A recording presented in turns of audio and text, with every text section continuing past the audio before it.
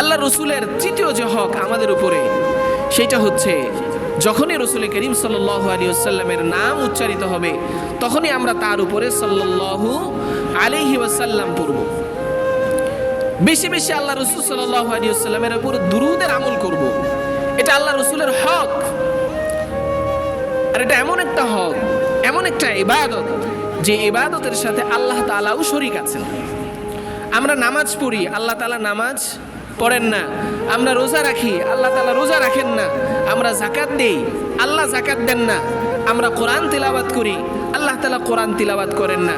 কিন্তু আমরা দুরূদ পড়ি, আল্লাহ আমাদের হাবিবের উপর দুরূদ ও সালাম পড়েন। তার মানে এমন একটা ইবাদত যে ইবাদতে শুধু বান্দাই শরীক না, বরং আল্লাহও কি আছেন, শরীক আছেন। এত বড় ইবাদত। আল্লাহ রাসূল সাল্লাল্লাহু আলাইহি ওয়াসাল্লাম বলেন, মান